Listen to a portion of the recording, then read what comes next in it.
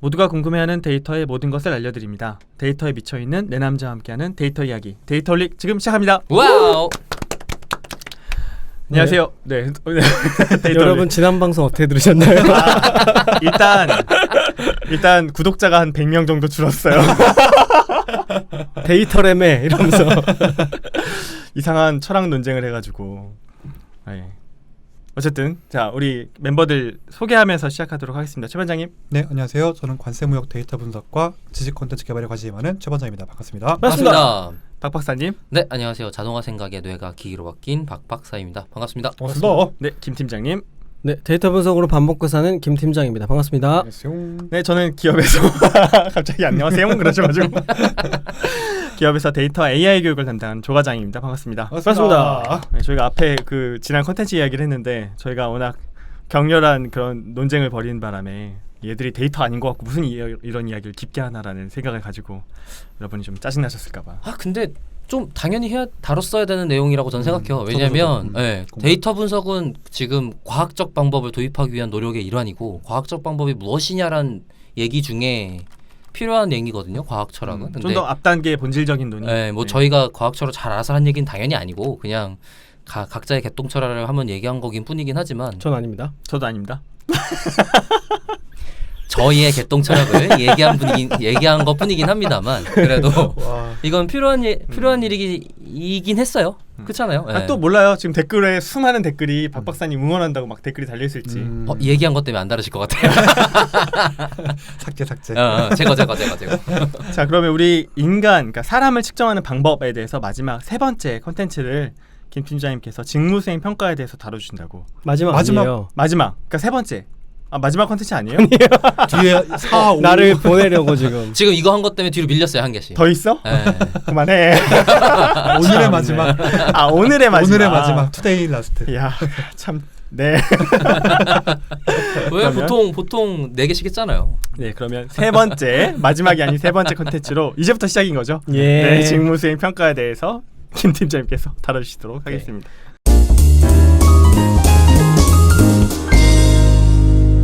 그 이제 준거 중에 사람의 수행을 이제 지표할 수 있는 여러 가지 준거 중에 제일 많이 쓰이는 거죠.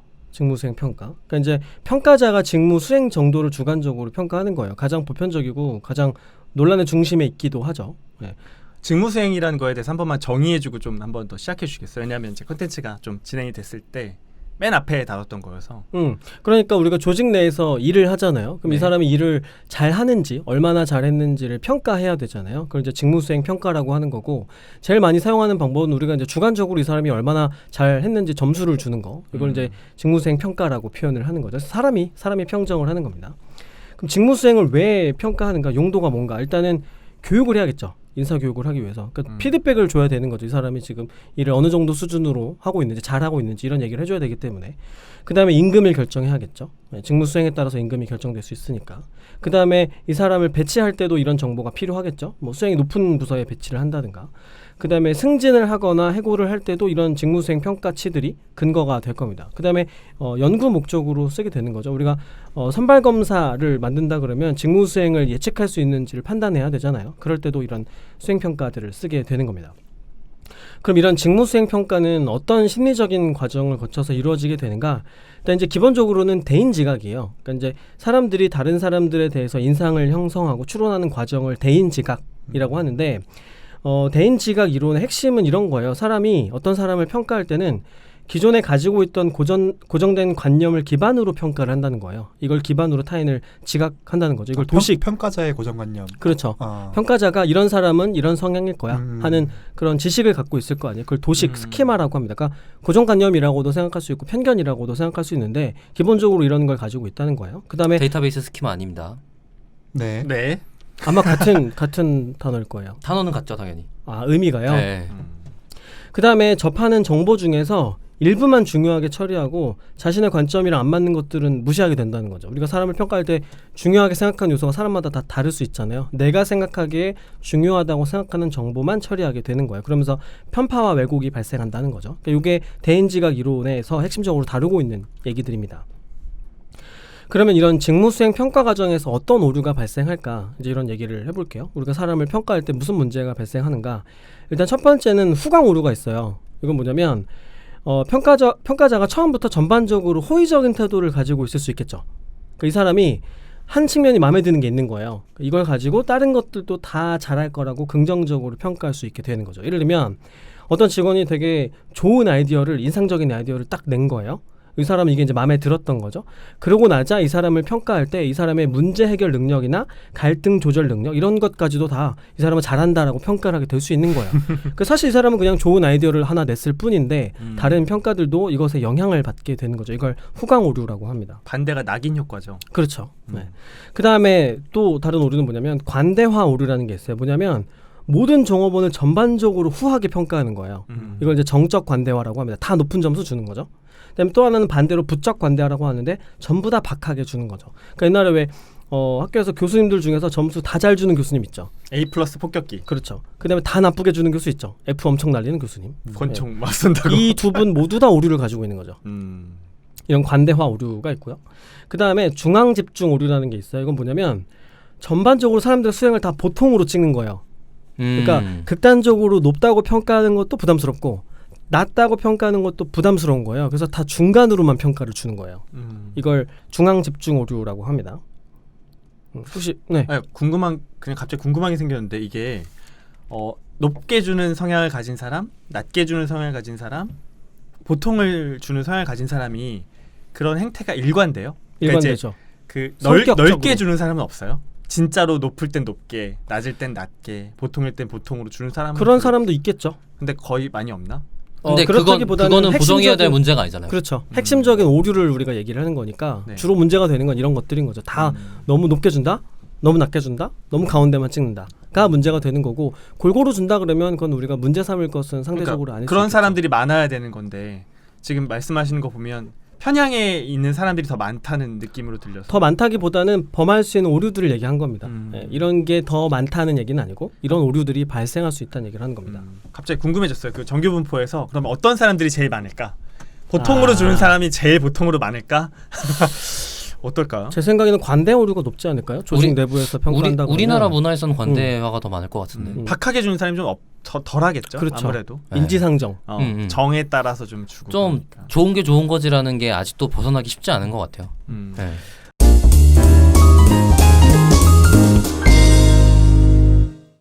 이런 직무 수행을 평가할 때 우리가 이제 쓰는 도구 이거를 평정 척도라고 하거든요. 여러 가지가 있는데 제일 많이 쓰는 거는 이제 리커트 척도예요. 네. 그러니까 이제 1점에서 5점을 주고 그 중에서 이 사람이 얼마나 어떤 특성을 가지고 있는지에 따라서 생각을 해가지고 평가를 하게 되는 거죠. 5점 척도도 있고 7점 척도도 있고 이런 것들을 활용하는 게 가장 일반적인 방식이에요. 그 다음에 또 어떤 방법이 있냐면 종업원 비교법이라고 하는데 개인들을 비교해서 차이가 생기도록 하는 거예요. 그 상대 평가를 하는 거죠. 그래서 일단 첫 번째는 순위법이 있어요. 그러니까 사람들한테 그 직원들을 등수를 매기는 거예요. 1등부터 나래비 그렇죠. 나래비 세우는 거죠. 그러니까 뭐 예를 들어서 10명이 직원이 있으면 1등부터 10등을 만들어내는 거예요. 그냥 등분산 시키는 거지. 근데 이러면 무슨 문제가 있을까요?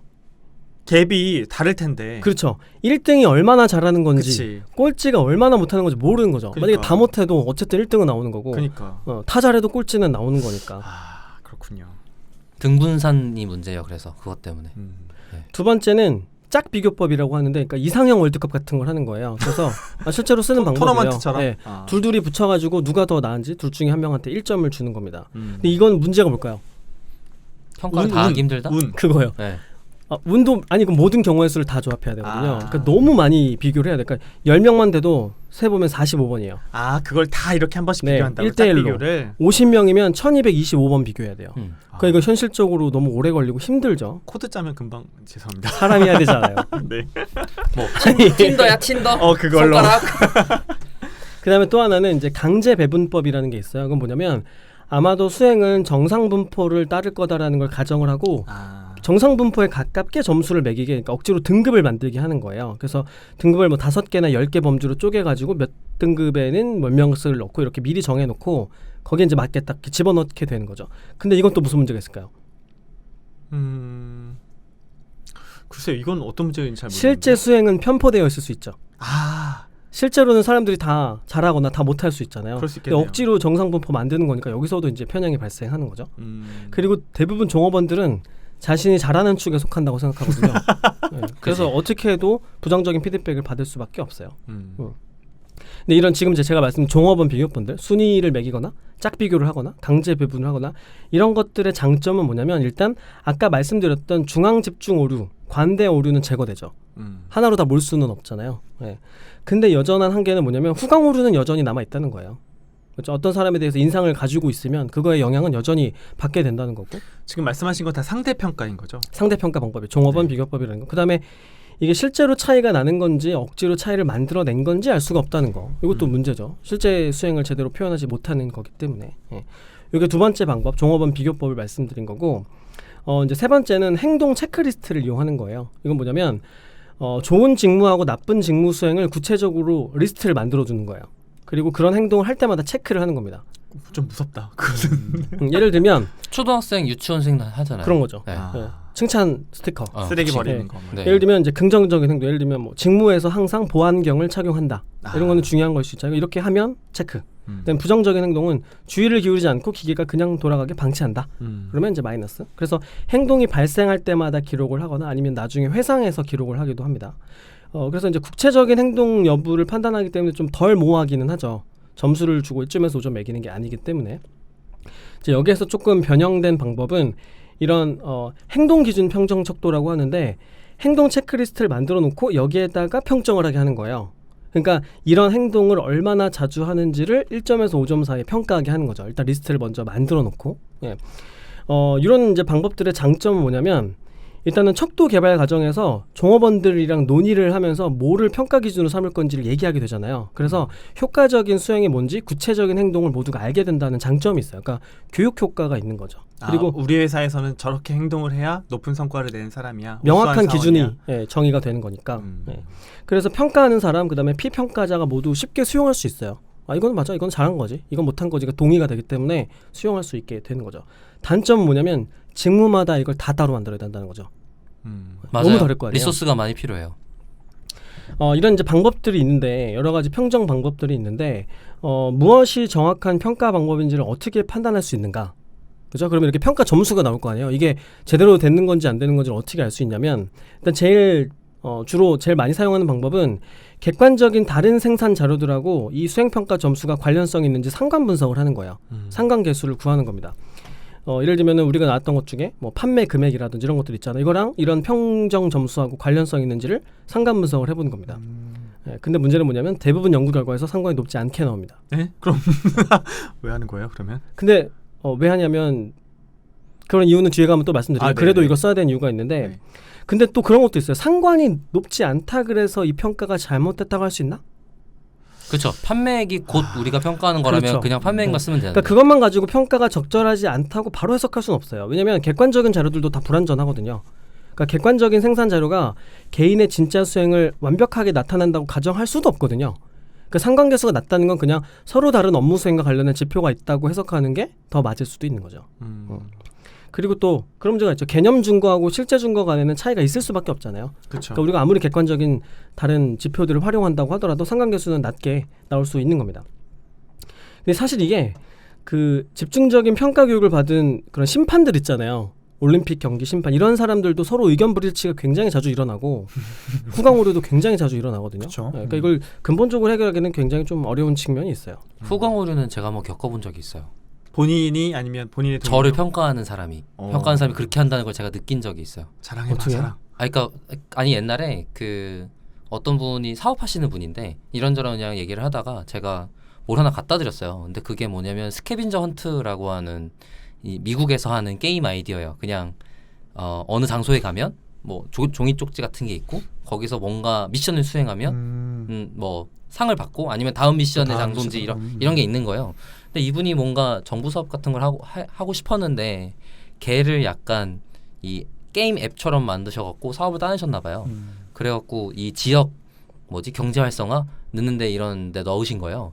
그래갖고 그것 때문에 너무 감사한 거야. 그분이 저한테 이 아이디어를 잘 자기가 써갖고서는 됐으니까. 근데 그 다음부터 뭐 있을 때마다 물어보러 오시는 거예요. 저 뭐 하나 얻어 걸린 걸 텐데 분명히. 너무 좋게. 네. 근데 잘 풀린 거니까 그 다음부터는 이거 어떠냐 저거 어떠냐 넌 어떤 생각을 갖고 있냐 계속 물어보시는 거예요. 난 그 다음에는 얼마나 궁금했어라고 할 줄 알았더니 기대하고 있었는데 돈이 없으면 호구 효과 아니에요? 오 그럴싸한데 야 호구된 거야? 야 돈이 있으면 후광인데. 그러니까 저는 그 다음번에 계속 질문을 하신 게 이제 후광 효과가 발생해서 계속 그거에 대해서 확인할 사람, 물어볼 사람으로서 위치가 됐으니까 라는 느낌이었던 거죠. 호구 효과 멋진데 마우스 타이거 마우스 이펙트에서 어쨌든 김 팀장 가만히 있다 지금 빵 터졌어. 뭔 얘긴가 했네. 네, 계속 해보세요. 네. 그 이런 이제 평가를 사람이 하잖아요. 그러니까 맞아요. 사람의 동기도 영향을 미치거든요. 그러니까 평가자의 심리적인 상태가 평가하는데 피평가자 평가하는 말고. 사람이 평가하는 사람의 심리적인 상태가 여기에 영향을 미치게 되는데 여러 가지 압력들이 있는 거예요. 평가자가 종업원을 긍정적으로 평가하도록 하는 압력들이 있어요. 그러니까 뭐냐면 평가자가 정확하게 평정해서 좋을 게 뭐죠? 보상이 없어요. 그다음에 거꾸로 부정확하게 평정하더라도 처벌이 없어요. 네, 그러니까 그냥 좋게 평가하면 되잖아요. 그러네. 바이어스 심한 머신러닝이 그냥 아무거나 하나로 찍는 거랑 그렇게 되는 거죠. 네. 네. 그다음에 생각해 보시면 상사가 평가하는 거잖아요. 제가 지금 네. 말씀드린 거는 그러면 부하가 승진하기를 원하죠. 왜냐하면 그게 인사 근거로 쓰이거든요. 평가자에. 그렇죠. 얘네가 업무 수행을 잘해야 나도 잘한 게 되잖아요. 그러네. 그리고 많이 올라가야 그 사람이 뛰어난 리더가 되는 거죠. 네, 그러니까 부하의 점수가 평가자의 직무 수행을 반영하기 때문에 과장하게 될 수밖에 없는 거예요. 그렇구나. 이런 이제 근본적인 동기의 문제가 있어요. 그다음에 만약에 낮게 평정했어요. 그럼 사실 부정적인 반응이 생기죠. 아니까 나중에. 부하들이 안 좋아하겠죠. 알게 되면 음. 방어적인 태도를 취하게 되고 이건 고통스러운 거예요. 되게 불쾌한 감정이 생겨나는 거죠. 그러니까 좋게 평가하고 싶은 거예요. 계속. 그래서 이제 연구들에 뭐가 있냐면 이런 수행 평가들을 다 통합해서 분석한 메타 분석 연구들이 있어요. 그러면 수행 평가가 행정적인 목적으로 사용이 되면은 연구 목적인 경우보다 점수가 더 높게 나와요. 그러니까 이게 승진이랑 관련된 거면 전반적으로 높게 평가하는 경향성이 발생하게 되는 거죠. 근본적으로 이런 동기의 문제가 있어요. 그래서 이제 정확하게 평정하게 만들려면 어떤 작업들이 필요하냐면 일단 뭐가 좋은 수행이고 뭐가 나쁜 수행인지 일단 분명하게 정의가 되어야 돼요. 이게 모호하면 안 되고요. 기본적으로. 그 다음에 작업자들을 수행 수준으로 구별하는 게 조직 문화 자체에서 널리 받아들여져야 돼요. 평가하는 게 부정적인 게 아니어야 한다는 거죠. 그 다음에 종업원들이 이런 수행평가 체계 자체에 대해서 신뢰를 갖게 만들어줘야 돼요. 이게 제일 어려울 것 같아요. 어렵죠. 네. 합의가 그 다음에 피평가자들이 평가 점수를 낮게 받았다고 해서 보상이 손실되지 않아야 돼요. 그러니까 점수가 낮다고 그거를 바로 피해보면 안 되는 거죠. 그러면 언제 피해봐요? 그건 어떻게 해야 될까요? 그러니까. 바로 이걸로 이 사람이 이거는 나쁘게 점수를 받으면 난 무조건 아웃이야 이런 인식이 생겨버리면 다 부정적인 피드백을 할 수밖에 없다는 거예요. 평점 점수만 갖고 하면. 어려운 문제네요. 그 다음에 평가자가 정확하게 평정하면 그것에 보상이 따라야 돼요. 그러니까 보상과 처벌이 정확하게 있어야 된다는 평가하는 거죠. 거는 또 그걸 또 기준으로 평가해야 기준을 되는 먼저 거니까. 만들어 놓고. 네. 그러니까 이게 쉬운 작업은 아닌 거예요. 애초에 주관적으로 평정하는 도구이기 때문에 이런 것들이 기본에 깔려 있지 않으면 계속 비판을 받을 수밖에 없는 구조를 갖고 있는 거죠. 박 박사 얘기처럼 다 오픈하면 어때요? 개인적으로는 오픈하면. 그래야 된다고 생각해요. 그러니까 아까 말씀하신 것 중에 신뢰를 확보한다 부분이 제일 오픈할 때 큰 아니, 방법인데 여러 가지 문제 다 해결될 것 같아서 내가 정확하게 평가하는 것도 다 오픈하니까 쟤를 제대로 평가했네 이런 것도 있고 신뢰도 있고 뭐 이런 그러니까 거. 우선 저는 뭐 절대적으로 뭔가 방법이 있다는 그렇게 생각하진 않아요. 근데 이제 오픈할 때 가지는 장단점이 있을 텐데 그 중에 제가 보는 장점은 합의하라는 단계를 만들어낼 수 있다라고 생각해요. 합의라는 게 없는 상태에서면 뭐든지 안 되는데 합의라는 과정은 굉장히 힘들고 고통스럽고 에너지가 많이 따르긴 합니다만 그래도 그 과정을 해야만 그 다음번에 얻을 수 있는 과실을 얻어낼 수 있다고 생각하거든요. 근데 우리나라는 그동안 그걸 오픈한 적이 없어 별로. 그러니까 그 공정성 지각이라는 개념이 있어요. 조직 심리학에서 조직에서 일어나는 의사결정들 그런 과정들이 공정한지를 종업원들이 지각하고 있는지 여부가 되게 중요하거든요. 그러니까 실제로 공정한지가 아니라 공정한 과정을 거쳤는지를 지각하게 만드는 게 중요해요. 그렇다고 느끼는가? 설문으로 돼 있어요. 설문. 구성원들이. 네. 그래서 이걸 가지고 충분히 논의를 해야 돼요. 그러니까 결과가 달라지지 않아도 논의를 해야 돼요. 맞아요. 그래야 이 과정에 내가 참여했다고 느낄 수 있고 여기에서 나온 평가값들도 수용할 수 있게 되는 거예요. 그러니까 그 시간을 충분하게 썼고 그렇게 겪는 사람이 대다수를 차지하는가? 아까 말했듯이 전에도 얘기한 것처럼 최소한 25%는 넘는가? 같은 인지가 있어야 되는 거예요. 그래야 이게 그거 내가 얘기했던 거야. 근데 지금 단계에서는 뭐 어려우니까 다음번에 뭐 전달할 수 있겠지. 뭐 이런 것도 있을 수 있을 것 같고.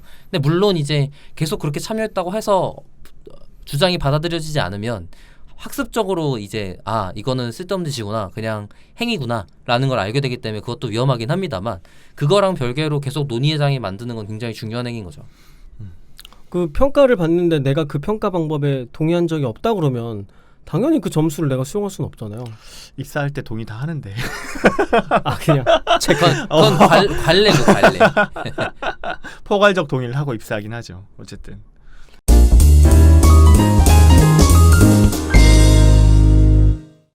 그러면 이런 상사 평가 말고 다른 평가 방법은 없을까 생각해 봐야겠죠. 있죠. 동료 평가. 동료 평가, 그다음에 자기 평가 이런 방법들도 이제 점점 쓰게 되는 거죠. 그러니까 대부분의 연구는 상사 평가 중심으로 되어 있어요. 왜냐면 나와 있는 데이터가 다 상사 평가거든. 대부분의 조직들이 그런 방법을 쓰고 있고. 조직이 기본적으로 상명하복이라는 설계를 익숙하게 했던 문화에서 파생됐기 때문에 그걸 벗어날 수는 없어요. 그렇죠. 자기 평가하지 않아요? 자기 평가한 다음 상사 평가하잖아요. 저희는 그렇게 하죠. 저희도 그렇게 하거든요. 그러니까 최근에는 자기 평가하고 자기 평가 순서가 있나요, 그게? 자기 평가가 먼저 이루어지고 그걸 상사한테 올리면 상사가 조정해주는 평가를 해요. 그러니까 그렇게 해요 거기는? 네. 그러니까 동료 평가하고 자기 평가하고 그거를 다 상사가 보고 상사 평가를 해요. 그걸 본다고요, 상사가? 네. 그럼요, 봐야죠. 상사는 보게 되죠. 평가하려고 저희 회사 건데. 그러지 않았거든요. 아. 상사 역시도 그냥 제일 최고위한테 올렸지 그걸 보지 않았거든요. 그러니까 조직마다 이걸 활용하는 방법들이 그렇죠, 생소해서. 다를 것 같아요. 네. 그러니까 그 최상위가 다 볼 시간이 되느냐 이런 문제일 것 같은데. 제일 궁금했는데 그게. 보겠어. 그거. 회사가 아무리 작아도 씨. 근데 수만 장인데. 또 바이어스가 있는 게 어떤 상사들은 그래요. 어떤 상사들은 부하가 써준 대로 그대로 올려요. 아무런 코멘트나 어떠한. 그러니까 부하가 높게 쓰면 높게 써주고 낮게 쓰면 낮게 쓰고 자기 조정을 평가 잘 안 점수를 하시고. 조정하지 않고. 근데 어떤 상사들은 높게 쓰면 이놈 봐라, 뭐 얼마나 잘했다 이렇게 거만해 하고 깎어. 맞아. 근데 맞아. 낮게 쓰면 올려줘 막 겸손하다고. 그럼 좀 의미가 너무 퇴색되지 않나? 그러니까 약간 이게 그러니까 성향을 따라가는 게 그러게. 자유로울 수는 없는 거 그러니까 그게 같아요. 아까 말씀드린 중앙 집중 오류가 발생하는 거죠. 맞아요. 중앙 집중 오류. 네. 네, 그래서 이제 최근에는 상사 평가만 쓰는 게 아니라 이런 방법도 쓰는 거예요. 자기 평가, 동료 평가 점점 많아지는 추세인데 네. 이제 자기 평가는 스스로 자기가 얼마나 업무 수행을 잘하고 있는지를 리커트 척도로 평가하게 하는 거죠. 이거는 이제 무슨 문제가 있을까요? 잠깐만요. 다시 한번. 말한 대로 평가할 자기 게 너무 평가의 많죠. 문제. 자기 평가의 문제? 자기도 관대화 경향이나 그런 게 당연히 관대할 수밖에 없죠. 네. 사람들은 다들 자기가 잘났다고 생각하거든요. 아니 다는 엔지니어링도 안 지금 그럴 수도 반대인데. 있지. 물론 반대도 있겠지만 네네. 평균적으로 연구를 해보면 사람들은 평균적으로 자기가 상위 25% 정도가 된다고 생각을 한대요. 근데 실제로는 전체 평균 내면 50 언저리가 되어야 되잖아요. 상위 25%로 결과가 나온다고 해요. 다 상위 25야. 네. 그다음에 이런 상대 평가를 했을 때 아니 자기가 내가 전체 사람들 중에 몇 %에 그러니까. 속한다고 생각하십니까? 이렇게 한 다음에 그거를 평균을 내면 그러니까요. 간단하게 그냥 상위 25%. S, A, B, C 있으면 S 아니면 A로 자기는 쓴다는 거지. 아니 아까 제가 얘기한 거에 대해서 왜곡이 좀 있었어요. 저희는 절대 평가만 해요. 네, 그래서 저희도 절대 평가만 해요. 네, 상대 평가의 평가 척도가 없어요. 잠깐만 일단 제가 얘기한 거는 기본적으로 자기 평가는 절대 평가인데 이거는 이제 연구의 예로 말씀을 드린 거예요. 네네, 알겠습니다. 어쩐지 좀 이상했어요. 그러니까 지금 정적 관대화 문제가 있다라는 얘기를 하면서 사람들이 실제보다 대부분 자기를 높게 평가하는 경향이 있다는 거고. 저도 그것 때문에 뭘 들었었냐면 비관적인 사람이 자기를 잘 적당한 위치로 평가한다는 논문이 있다고 들었던 것 같아요. 네. 그럴 수 있겠네요. 네. 그다음에 또 어떤 연구도 있냐면 이것도 재미있는데 일부러 존재하지 않는 가상의 업무를 만들어가지고 이것을 자기가 얼마나 잘하는지 평가하게 만드는 거예요. 그거 뭐 이상한 그러니까 예를 들면 평가를 위한 업무를 만드는 네, 거죠. 그러니까 없는 거예요. 예를 들면 문항 이런 거예요. 대학 입학 시험 기계를 작동하기. 그런 건 없어요. 뭐라고요? 다시 한번. 대학 입학 시험 기계를 작동하기. 그런 업무는 없어요. 그다음에 오디오 포트란 보고서를 타이핑하기. 일반적인 회의 기록부에 선긋기. 그러니까 없는 가상의 직무예요. 이거를 주고 나서 자기가 얼마나 잘하는지 평정하게 해도 사람들이 높게 점수를 준다는 거예요. 사람들의 성향을 측정하기 그냥- 위한 연구 같은 거. 아니 그러니까 사람들이 이런 관대와 오류를 얼마나 범하는지를 보는 연구인 거죠. 그러니까 아무거나 써도 다 높게 평가한다는 거예요. 그런 뭔가 없는데도 불구하고. 이거 약간 정신 상태를 측정할 수 있는 도구로서 쓸 수 있지 않을까? 대부분이 관대화를 하는데 막 너무 비관적으로 까는 거야. 그러면 그 사람의 심리 상태에 약간 아까 뭐 비관적인 네, 사람 네, 아니, 네. 그런 사람들을 측정해서 이렇게 좀 찾아낼 수 있는 도구로. 저는 이걸 알고 있어서 일부러 깎아요 차를. 그거는 이제 거짓말 척도라고 하는데 네, 뒤에 가면은 말씀드릴 거예요. 이걸로 네. 이제 점수를 보정해요. 이건 아닌데 음. 이런 식으로 극단적인 문항들을 일부러 넣는 경우가 있거든요. 그 나중에 영문항 넣는 거. 영문항을 넣는 것도 그런 목적이 있는데 네. 나중에 이제 심리 검사 다룰 때 음. 성격 검사 다룰 때 이런 방법들을 쓰거든요. 그때 한번 더 얘기를 하겠습니다. 그럼 네. 또 이런 연구도 있어요. 직무수행 자기평가 점수하고 인사선발에 쓰는 검사 점수랑 상관 분석을 해보면 부적 상관관계가 나타나요. 뭐라고요? 다시. 부적 상관관계. 아니야 처음부터. 자기평가, 직무수행 자기평가랑 예. 인사선발 도구에서 나온 점수랑 예. 분석을 해보면 역상관이 나온다고. 아 진짜? 못하는 사람이 잘 높게 주고. 그러니까 자기한테 평가가 관대한 사람은 실력이 높을 가능성이 별로 그러니까 없다는 인사선발 그 점수가 낮은 사람일수록 직무수행 자기평가는 높게 나오는 거예요. 거꾸로. 왜 그럴까? 메타인지가 적어서 그래요. 저 유추할 수 있을 것 같아요. 저거를 측정할 수가 있나? 고정 욕구가 있는 거 아닐까? 사람들이 평균에 맞추고 싶어가지고 내가 낮으면 나를 올려주고 내가 뭐 그런 거 상관없으면 그냥 낮게 해도 된다라는 그런. 어떻게 일리 있는데? 저는 그냥 메타인지가 떨어지는 자, 사람들의 추론은 판단인 것 그만하고 같아요. 여기서 핵심 뭐냐면 자기평가가 그렇게 신뢰할 만한가? 그렇지 않다는 연구들이 많다. 근데 요즘 그런 추세로 좀 가고 있지 않아요? 이걸 아니, 자기 이제 평가만 쓰진 않죠. 활용하는 거죠. 다른 네. 거랑 같이. 솔직히 난 자기 평가 활용하는 게 너무 신기한 것 같은데 내 평가를 왜 믿지? 라고. 아니요. 예전에 안 김 믿어요. 팀장이 이런 얘기 한 적 있어요. 아, 그걸 그런가요? 믿지 않는 사람은 제대로 평가하지 않는 사람이라고. 남을 평가하지 않는 사람이라고. 아니 자기평가를 신뢰하지 않는 사람은 네. 자기 평가를 제대로 내리지 않는 사람이라고. 네. 나도 모르게 까발렸구나. 그러니까 왜 설문지에 네. 처음부터 거짓말하면 어떡해 이런 의문을 갖잖아요. 어. 그 사람이 바로 거짓말하는 사람이 그쵸. 원래 자기가 할 거라서 그 가능성을 생각하는 거예요. 매년 저걸 하면서도 이걸 정말 어디다 쓸까? 쓰려고. 네. 그러니까 쓸까? 그러니까 이런 제안들이 있어요. 연구 결과에서도 이런 것들이 반복해서 등장하니까. 네.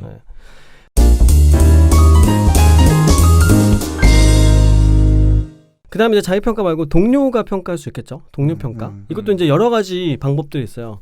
일단은 동료를 지명하는 방법이 있어요. 그러니까 우리 중에 종업원 중에서 가장 우수한 사원 한 명을 정해라. 이렇게 이런 방법이 있고 그다음에 평정 척도로 점수를 매길 수 있겠죠.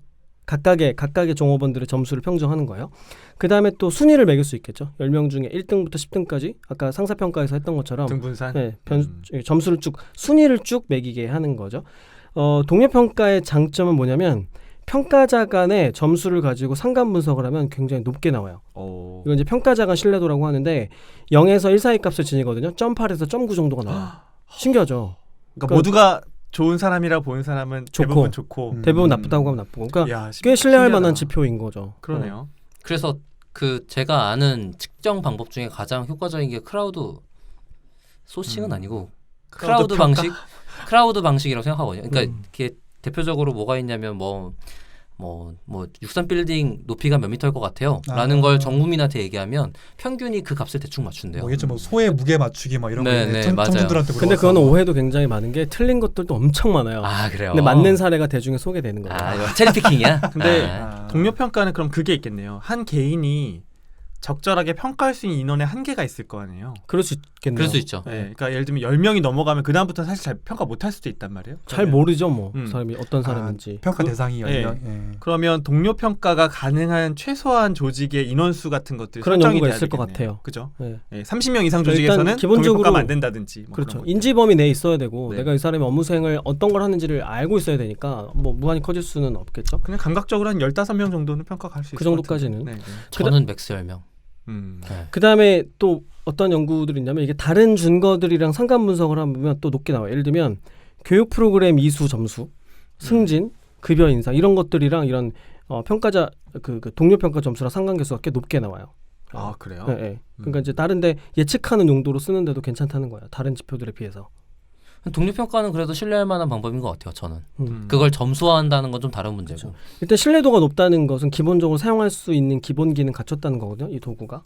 계속 사람들 간에 비슷한 값이 나온다는 거니까. 그게 왜 그럴까요? 그러니까 사람들 사이에 그 평가들이 같이 복합적으로 작용하면서 조금 더 올바른 방향으로 지향하게 되는 걸까요? 그러니까 보정하게 되는 보정된다고 걸까요? 볼 수 있을 것 같아요. 네. 아니면 동료에 대해서는 객관적으로 평가한다는 그런 인지적인 구조 때문일까요?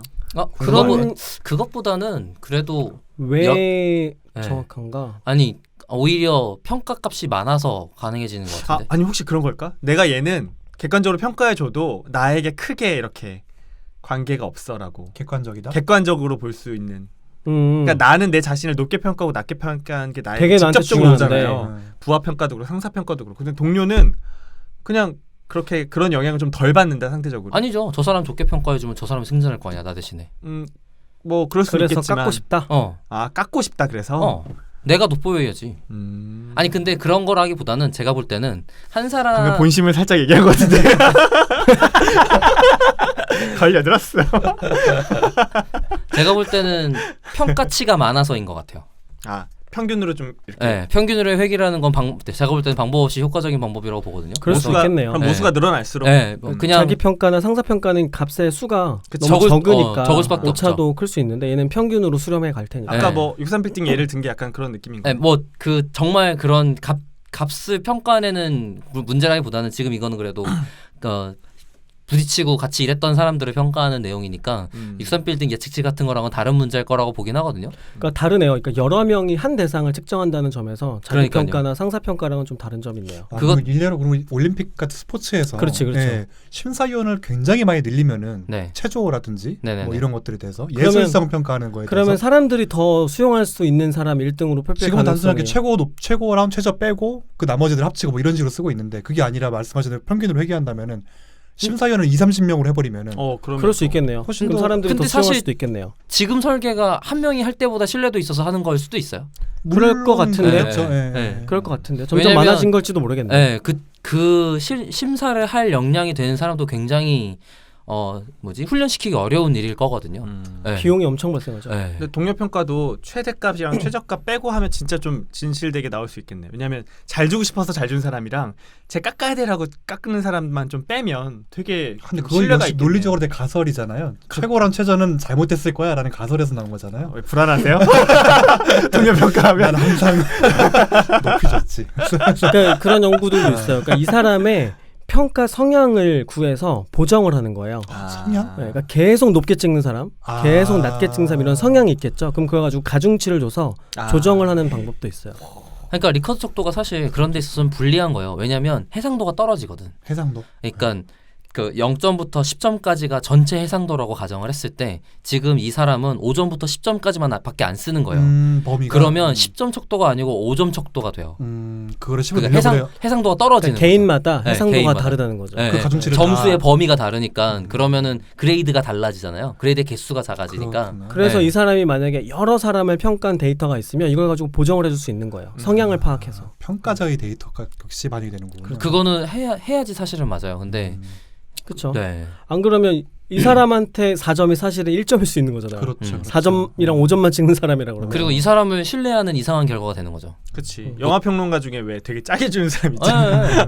짜게 주는 사람은 짜게 주는 범위 내에서 그치. 점수를 우리가 해석해야 되는 거죠. 사실 우리는 그걸 읽을 때 알아서 인지적으로 깎고 보잖아요. 그쵸. 네, 근데 그거를 이제 데이터로 작업을 해줄 수도 있는 거죠. 네. 그 다음에 이 동료 평가는 사실 이제 많이 비판받는 거는 친분에 의해서 왜곡될 수 있다는 거죠. 좀 잘 맞아요. 줘야지. 네. 친하면 잘 줄 거 아니에요. 나랑 친하면 아니요. 팔은 안으로 굽는다는 아, 그런. 네. 네. 그 다음에 그래서 종업원들이 거부감을 가질 수 있어요. 그러니까 친한 애들끼리 점수 몰아주는 건데 뭐 이렇게 신뢰하지 않을 수 있는 거죠. 끼리끼리잖아 이렇게. 그러니까 이제 박 박사 같은 사람은 이제 억울해할 수 있는 거잖아요, 그렇죠? 아니요. 아니 아까 잘 나간 사람 까민다 그랬잖아. 저는 그걸 다 공개한다면 상관없어요.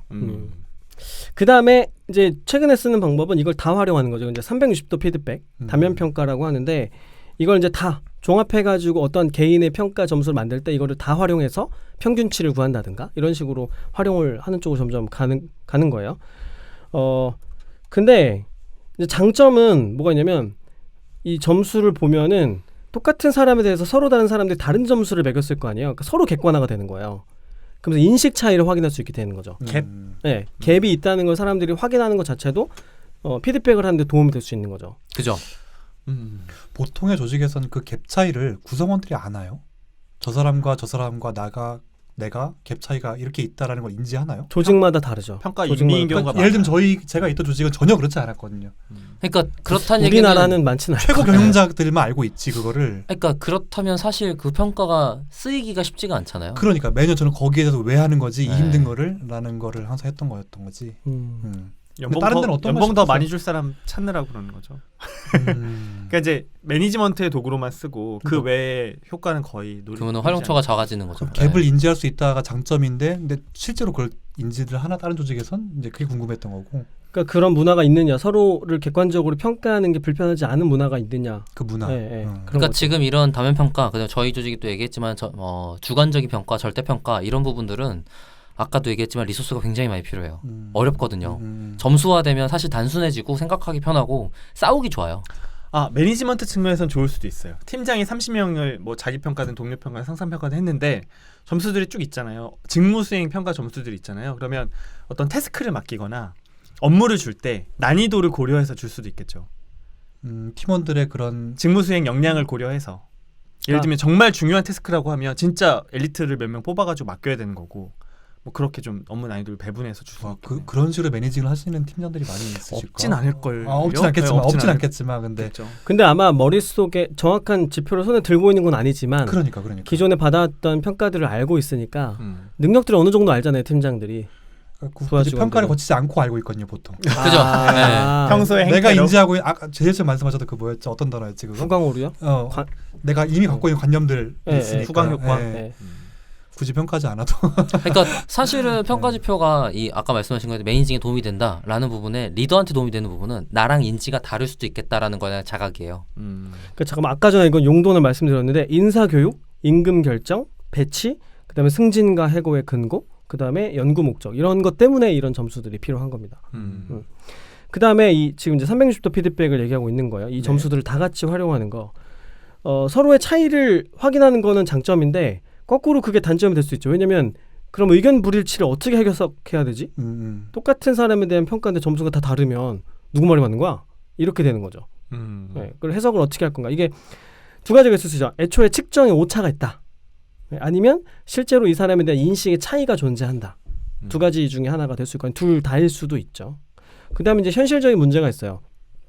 뭐냐면 몰아주기가 있다는 거죠.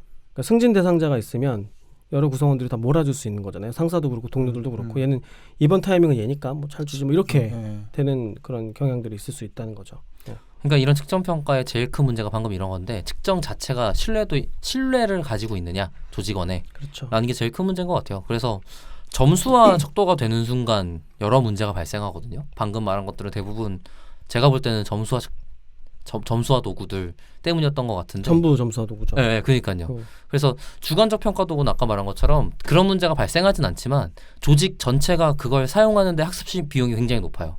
실제로 그걸 활용할 수 있을 정도로 주관적인 평가를 해내면서 그걸 사용을 해야 되거든요. 그러다 보니까 공개하면서 그 공감대 형성도 해야 되고 그것 때문에 사람들이 평가할 역량도 갖춰야 되고 그 평가가 되어진 결과물을 가지고 리더나 다른 상사나 이런 사람들이 반영을 어떻게 할 건지조차도 이 조직 내에서 학습되어 있고 경험치가 녹아져 있어야 되고 공감대 형성이 되어야 돼요. 특히 리더들이 너무 힘들어지는데 왜 그러냐면 그걸 가지고 무언가 뭐든 할 거 아니에요. 고성과자 평가 측정 더 아이비를 더 주든 그러니까 뭐 상여를 더 주든 아니면 승진을 시키든 근데 그때는 뭐 이런 주관적인 평가들을 다 보더라도 엄청 고민스러워요. 왜 고민스럽냐면 이런 사람이 승진하고 이런 사람이 상여금을 받는 거야라는 절대적인 메시지예요. 그래서 주관적 평가들을 다 읽어보면 그 다음에는 무슨 고민이 드는 거냐면 내가 볼 때 얘를 상여금을 주면 좋을 것 같은데 얘가 다른 애들한테 평가가 이렇네? 어떻게 바라보고 있네? 그 바라보고 있네라는 부분들이 우리 조직에게 유의미하고 활동적인 가치인가? 그래서 얘를 상여를 더 많이 줌으로써 인해서 그런 가치 활동들을 사람들한테 독려할 수 있나? 이런 고민들을 해야 되는 거죠. 그러니까 점수 좋으니까 땡! 이렇게 간단하게 하지 못하는 문제가 발생해서 이 조직 내 학습 비용이 굉장히 높은 편이에요. 어렵죠. 어려울 수밖에 없어요. 그 제가 이제 오늘 얘기한 직무수행 평가 이거 이제 한번 정리할게요. 앞에서 어떤 네. 얘기를 나눴었는지 정리를 한번 하고 말씀을 나눠보면 좋을 것 같아요. 네. 일단은 조직 내부에서는 직무수행을 평가해야만 하는 이유들이 있는 거죠. 이런 조직을 운영하는 데 이 점수가 필요하다는 거. 그다음에 인사선발할 때도 이런 수행 점수가 높을 걸로 예상이 되는 사람들을 뽑아야 되잖아요. 그러니까 이제 심리학자들한테는 거기에 관심이 있는 거죠. 그럼 결국에 이 평가 점수가 준거가 되는 거예요. 이게 준거로 되어 있는 연구들이 굉장히 많은 편이고요. 그러니까 이 수행평가 점수하고 심리검사 점수의 관계를 분석하거나 수행평가 점수하고 지능과의 관계성을 분석하거나 이런 식으로 연구에 활용하게 되는 겁니다. 그러니까 연구의 측면에서는 그런 거죠.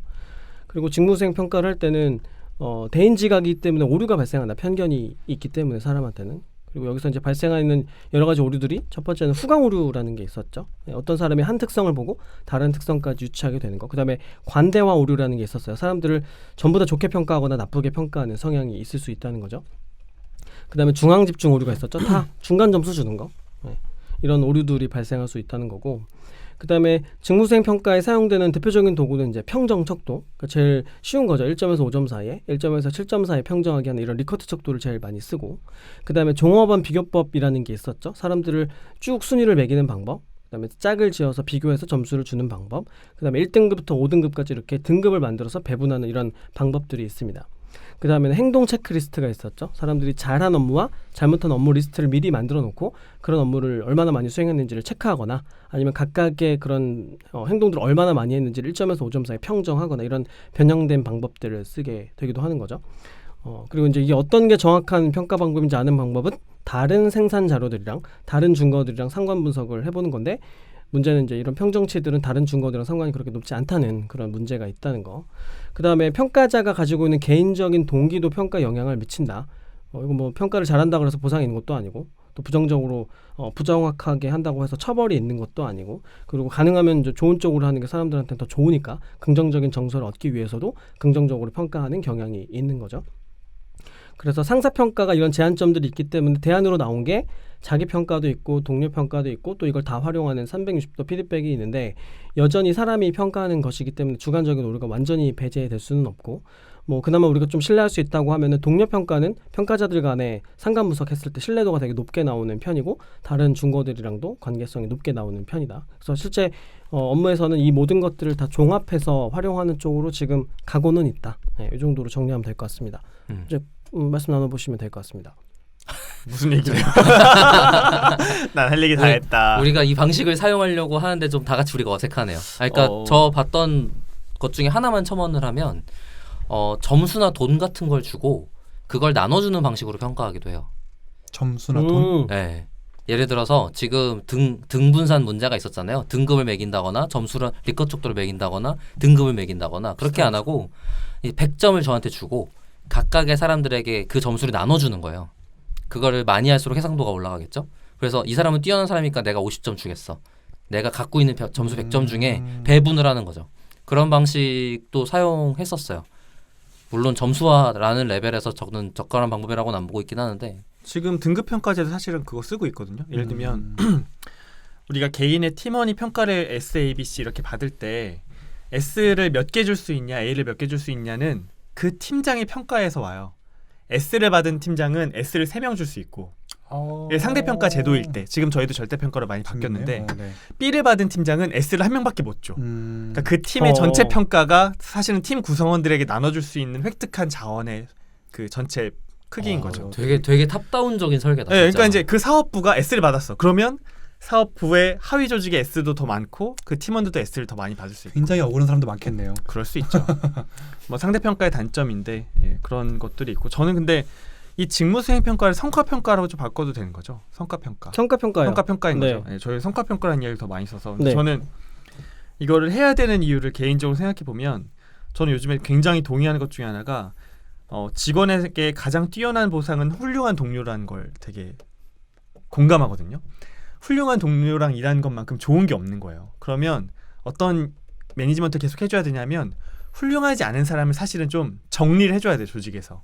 직무수행 평가를 계속 해가지고 빌리빈. 네, 하위 3%는 계속 나가고 또 그 상위인 사람들이 계속 성장하고 이런 게 선순환 돼야 그렇죠. 조직이 썩지 그렇죠. 않고 계속 도는 거잖아요. 근데 그런 거를 가늠할 수 있는 척도로서 직무수행 평가가 꼭 필요하다고 보고 또 하나는 사업에서 획득을 하잖아요. 자원을. 비즈니스 성과든 어떤 자원이 획득을 하면 그걸 나눠줘야 되는 문제가 생기잖아요. 그렇죠. 근데 그거에 대한 기준이 또 모호하단 말이에요. 음. 그럴 때 사용할 수 있는 도구. 근데 물론 배달의 민족인가는 평가를 안 한대요. 배달의 민족이 정확한지 모르겠는데 평가를 안 하고 인센티브도 없어. 대신 그 해에 그 배달의 민족의 성과를 달성하면 직원에게 똑같이 인센티브를 주는 거예요. 아 토스네요. 토스인가? 네. 막 1,000만 원, 1,500만 원 이렇게. 나누기 N. 네. 그냥 N빵. 그냥 엠빵. 네. 오. 그러니까 직원들이 니 잘났네 내 잘났네 하는 게 아니라 야 우리 올해 회사의 목표를 무조건 달성하자. 약간 이렇게 간다고. 그러니까 이런 상대평가의 제일 큰 단점이 뭐냐면 협력을 저해해요. 다 같이 좋게 하면 되니까. 네, 다 같이 좋게 하든지 아니면은 그걸 희소하게 만들면 나만 잘나야 되거든요. 네, 협력을 힘들게 만들어요. 아 배달의 아. 민족이 시작을 먼저 했네요. 네, 아 배민이- 그래요? 배민이 네. 먼저 있었던 회사니까. 근데 이제 이런 경쟁적으로 식으로 만든다는 건가요? 그렇죠. 각 팀원을 경쟁적으로 만들어요. 평가가 좋아야 내가 돈을 더 많이 받고 평가가 안 좋으면 내가 도태되고 이렇기 때문에 싸움 붙이는 거구나. 싸움 붙이는 거예요. 그래서 절대평가로 많이 넘어가거나 아니면 평가를 안 하게 되는 경우가 그런 의미거든요. 근데 여기서 문제점 하나는 다 같이 만연해질 수도 있다는 거지. 맞아요. 그렇게 많이 되죠. 특히 오래된 조직일수록 네. 들어본 사례가 저는 어마무시합니다. 그러니까- 스타트업이야 좀 이렇게 다 같이 아니, 잘해보자. 그러니까 이렇게 되는 경우는 보통 그래서 아까 저는 사람 고쳐 쓰는 거 아니라고 계속 얘기하지만 그때도 여전히 자기 동력을 유지하는 천성이 될 사람들만 뽑아야 돼요. 뽑을 때 더 훨씬 힘든 거죠. 그러니까. 그때도라는 게 그러니까 이게 만연해지는 게 천성인 사람들이 대부분이거든요. 아 네. 애초에 그러지 애초에. 않은 정확하게 사람들을 인류의 몇 프로. 선발했구나. 아니 사람은 그런 성향이 있다. 인류의 정도로 몇 프로. 얘기하죠. 혈액형 딱 봐도 A형 저 A형 아 자기를 먼저 까줘야지. 그러네. 그러니까 그런 만연해지는 게 좀 당연해서 그거가 안 되도록 하는 여러 가지 장치라는 게 제도적 장치로는 사실 제가 볼 땐 힘들어 보이고 왜냐면 그 제도적 장치를 세우는 순간 그 사람은 어른으로 돼야지 않는 거거든요. 그래서 그 제도적 장치를 세우지 않고 믿겠지만 그렇다면 처음부터 굉장히 그런 자기 동력을 유지할 만한 사람들 뽑으려고 노력을 해야 되는 거죠. 그리고 그게 만연해지는 건 아까 말한 25% 한순간 이런 느낌이어서 그런 분위기는 되게 빨리 감지해서 최대한 빨리 도려내야 돼요. 네. 나 너무 궁금하고 기대되는 게 박 박사가 사업을 하면 어떤 사업을 할까 너무 궁금해. 조직 관리 어떻게 할까? 아니야 얘는 조직이 없는 사업을 할걸요? 조직 관리가 필요 없는 사업.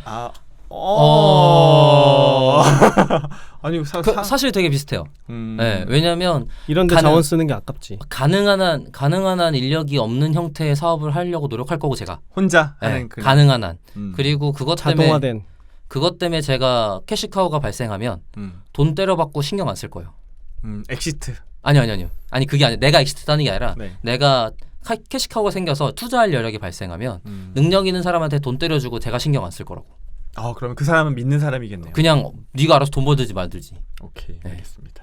갑자기 생각이 나서. 근데 이런 평정을 쓸 수밖에 없는 그런 직무들도 있어요. 그러니까, 그죠? 그러니까 기계적인 노동이나 단순 사무 노동 이런 거는 명확한 준거들이 객관적인 그래도 있을 수 있는데 준거가 불명확한 업무들이 많잖아요. 특히 네. 뭐 창의성이 발현돼야 되는 업무다. 뭐 개발자나 디자이너다. 그러면 방법이 없잖아요. 이렇게 동료 평가나 상사 평가에 의존할 수밖에 없는 거죠. 어쩔 수 없는 측면이 있는 거예요.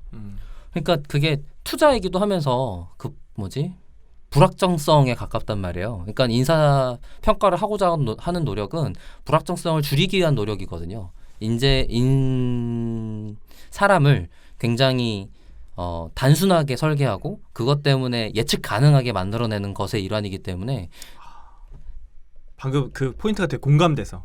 그래요? 그 복잡한 사람을 네. 단순하게 바꿔서 측정 가능하게 만드는 게 직무수행 평가. 네, 그게 인사예요. 그러니까. 네. 제가 말했잖아요. 회사는 인간 자동화라니까요. 그렇기 때문에 그 인간은 예측 가능해야 되고 단순해야 되고 점수로 간단해야 돼요. 그 로직이 돌아가도록 그 위치에 꽂아놨을 때 로직이 계속 돌고 있어야 되거든요. 회사라는 거는 내가 돈 버는 프로세스가 뭔지를 정의해놓고 잘 설계된 정의를 돌아가도록 만드는 게 회사기 때문에 그 중에 대부분이 인간이라면 더욱더 그게 예측 가능한 상태인 게 관리하기엔 좋죠. 뭐 일견 정말 의미 있는 포인트라고 느껴져요. 그럼에도 불구하고 안 되는 걸 야구라는 거에서 실험을 해본 거죠. 맞아요, 맞아요. 네. 그런 프로세스를 정해놨는데도 불구하고 인간은 그렇게 틀에 갇혀 놓으면은 굉장히 힘들어하거나 스트레스 받거나 예, 예. 그러니까 닭장 속에 닭이 계속 죽는 것 같은 상황이 되는 거니까. 공식상으로는 돼야 되는 건데. 그죠. 예. 그다음에 이게 사람의 평정이라는 게 우리가 여러 가지 이제 문제점들이나 의심을 많이 얘기하고 있는데 또 그렇다고 그렇게 완전히 못 믿을 만한 건 또 아니에요. 왜냐하면 이제 이런 걸 간주관성이라고 하거든요. 완전히 객관적인 지표는 아닌데 사람들 간의 주관성을 어느 정도 합의에 이르게 되는 거, 이걸 간주관성이라고 해요. 근데 생각해 보면 우리 일상에서 많이 쓰고 있잖아요. 영화 평점이나 뭐 클라우드 펀딩이나 아니면 뭐 스포츠의 뭐 평가자들이 평가해서 점수를 매기거나, 이게 우리가 이 결과를 완전히 다 신뢰 못하고 또 그렇진 않잖아요. 그렇죠. 항상 뭐 논란이 있기는 하지만 그래도 어느 정도 수렴해서 합의의 지점을 발견해 나가기 때문에 이제 쓸모가 있는 거죠. 한계는 있지만. 네, 그러면 여기까지 하고 저희 오늘 컨텐츠에 대해서 한 분씩 소감 들어보고 다음 방송으로 또 이어가도록 하겠습니다. 차 반장님 어떻게 들으셨어요? 일단은 이 파트가 제가 조직을 떠났던 이유 중에 하나였던 요소거든요. 네. 뭐 조직 다들 현재 뭐 조직에도 있기도 하고 어쩌고 하시지만 저희 회사가 제가 몸담았던 조직 같은 경우에는 그런 평가 점수가 공유되지 않았고요, 당연히. 네. 서로 공유되지 않았고 그 점수에 의한 보상 또는 페널티 역시 공개되지 않았어요. 그렇지만 이제 추측할 수 있죠. 보통 직위나 직책이라든가 어떤 경영자가 그 사람을 대하는 태도라든가 뭐 이런 것들을 추측할 수 있는데, 그런 거에서 불합리함을 많이 느끼고 10년 넘게 일하던 곳을 이제 뭐 떠나오기도 했거든요. 그래서 전 조직에서는 아까 이거 제일 처음 이슈가 왜 해야 되는가라는 부분이었잖아요. 근데 반드시 잘해야 되는 부분이라고 생각하거든요. 어떤 방법을 써서든 그 조직에 맞게 케바케이겠죠. 물론 큰 조직 작은 조직 다를 것이고. 그래서 저는 왜가 아니라 무조건 잘해야 되는 부분이라고 생각하거든요. 조직 그리고 구성원을 위해서라면. 그래서 되게 제 생각이 되게 많이 들어가지고 저와 함께했던 팀원분들도 많이 생각이 났고. 오늘 좀 연락 한번 하십니까? 울컥 되게 미안한 팀원분들도 많이 있었고 하다 보니까 좀 네. 그래서 되게 와닿는 에피소드였던 것 같습니다. 너무 감사합니다. 수고하셨습니다. 네네. 그리고 박 박사님 어떻게 들으셨어요? 네, 저도 관심이 많은 분야여서 특히 이제 전통적인 방식에 대한 무지임에도 불구하고 싫어라는 상황에서 그래도 조금 뭔지는 대충 알았다. 이제 마음껏 알고 싫어야겠다. 그렇죠. 중요한 포인트죠. 그럼요. 제대로 까자. 깔래도 알고 까야 알고 까자. 진짜 역시 별로구나. 뭐 이런. 생각했던 대로야. 역시 내가 보지 않아도 별로였고. 뭐 이런 느낌이긴 하지만 그거는 이제 제 그냥 농담으로 얘기한 거고. 아닌데? 네. 보통 농담인데라고 하면 다 제일 진담이에요. 그리고요. 그러니까 저는 그래서 지금 제가 방송에서도 많이 얘기했지만 그냥 제 개똥 철학을 뭔가 여러분이 재련해 주시는 상황인 것 같아서 저는 되게 좋아요. 그것 때문에 오늘도 특히 이제 최 반장님의 실사례, 그 다음에 김 팀장님의 이론적인 부분들, 그 다음에 사실 김 팀장님이 알고 있는 내용이 제가 관심 있기도 하고 저도 경영 쪽이었다 보니까 전혀 모르는 분야도 아니었던 게 되게 신기하고 재밌기도 하고 그런 부분에 있어서 도움이 좀 많이 되고, 특히나 이제 지금은 인간 측정이었잖아요. 경영도 인간 측정을 되게 많이 하는데 조직 행동도 많이 하지만 고객도 많이 하거든요. 그렇죠. 네. 그러다 보니까 고객 쪽에서 쓰이는 지표들이나 방법들이 여기서 쓰이는구나 라고 생각하니까 되게 재밌었던 것 같아요. 네. 대상만 달라지고 방법론은 인간을 기본적으로 측정한다라는 근원은 같으니까 그것 때문에 생기는 방법을 여기다가 저기다가 도메인마다 다르게 적용하는 부분이라 그 부분이 신기하면서 역시 쓸모가 없다는 걸 느꼈지만 여기도 마찬가지구나. 다시 무쓸모론으로 무용론으로 가고 있어. 아니에요. 근데 경영 쪽에서는 되게 반대로 실증적으로 사용한다고 해야 될까? 그래갖고 더 오히려 빨리 잘 사용하는 케이스기는 해요. 그게 쓸모없어지기 전에 효용을 다하고 산화하는 느낌? 알겠습니다. 네, 그래서 설득되고 있어. 그런가요? 다행이네. 어쨌든 그래서 뭐 인간 측정이란 건 세상 재밌죠. 얼마나 재밌어요. 인간이 돈 안 주고도 하는 주제 중에 하나가 영화랑 뭐였죠? 영화랑 사람 심리랑 뭐였는데 세 개거든요. 제가 알기로. 그래서 돈 내고 한다고 들었던 것 같아요. 그래서 뭐 영화는 게임도 비슷하게 있지만 어쨌든 그래서 그런 것들을 생각을 해보면 심리라는 건 누구나 다 관심 가지는 분야였던 것 같고, 저도 그때 말씀드린 것처럼 계속 관심 가졌던 분야여서 조금 더 근원적인 내용들 얘기해 주시고 실제 활용 사례 잘 얘기해 주셔서 감사합니다. 네. 저도 이렇게 뜯어보고 이론으로 보면 공격할 여지가 되게 많은 시스템이고 이론이거든요.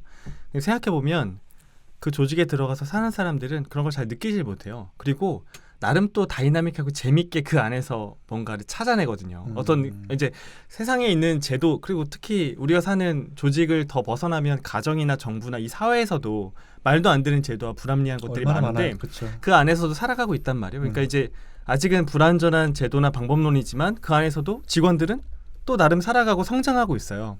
그러니까 이제 지금 저희가 약간 날카로운 눈으로 이론이나 방법론을 비판하는 시각도 갖고 있긴 하지만 그렇다고 해도 저는 그 모든 게 다 무용론이 아니고 그 안에서 적응하면서 살아가는 조직 구성원들이 있다라는 그런 점을 한번 상기해 주셨으면 좋겠다는 생각으로 저도 오랜만에 배웠던 것들 다시 이제 복습하면서 들으니까 재밌었습니다. 이게 직무수행 평가가 사실 이런 산업 조직 심리학 연구한 사람한테는 되게 애증의 대상이에요. 왜냐면 우리가 어떤 측정 지표들을 만들면 전부 다 이 직무수행 평가 점수랑 관련성을 분석해서 상관 개수가 좀 잘 나오면 이게 이제 좋은. 학술지 실을 수 있는 게 되는 거거든요. 물론 그게 낮다고 해서 무조건 안 좋은 연구는 아니지만 근데 보면은 야 수행평가 이따위로 해놨는데 이걸 가지고 뭐랑 상관 분석을 하면 뭐가 나와? 다 안 나오지. 이런 생각이 항상 드는데 그렇다고 해서 우리가 조직에 요청해서 평가 다시 하라고 할 수도 없고 평가 방식을 다시 우리가 뜯어 고칠 수도 없잖아요. 그래서 매번 들여다봐야 되고 매번 불만을 갖고 있지만 어쩔 수 없이 쓸 수밖에 없는 그런 애증의 대상이에요. 그렇군요. 그러면 저희가 직무수행 평가까지 마치고 다음에는 심리평가 쪽으로 넘어가게 되겠네요. 이제는 지금까지 얘기했던 것들은 업무 수행의 준거들이었어요. 네. 사람들이 업무 수행을 잘했는지 못했는지를 어떻게 숫자로 만들어낼 수 있는가. 이걸 이제 알아보고 나면 그 다음에 이걸 예측할 수 있는 인사선발 도구를 만들게 MBTI, 되는 MBTI. 거죠. 예. 그래서 이제 혈액형. 어우 중요합니다. 네. 키. 잘생김. 네, 관상 중요하고요. 요즘에는 골상 뼈도 봅니다. 이거 연습해 연습? 매번 똑같은 꽁트를 하고 있다. 손금 보고요. 뒤꿈치 주름 봅니다. 그래가지고 코 크기. 중요합니다. 콧구멍의 각도나 아무튼 그래가지고 네. 다음 시간에는 이런 이제 준거들이 예측할 수 있는 선발 도구들, 그러니까 보통은 이제 심리 검사하고 성격 검사를 중심으로 작업을 하게 되거든요. 그런 얘기들을 다루게 될 겁니다. 네, 그러면 저희 더 재밌는 그런 심리평가로 들어가도록 하겠습니다. 데이터릭은 더 좋은 콘텐츠를 가지고 다음 방송으로 다시 인사드리겠습니다. 감사합니다. 감사합니다. 수고하셨습니다. 수고하셨습니다.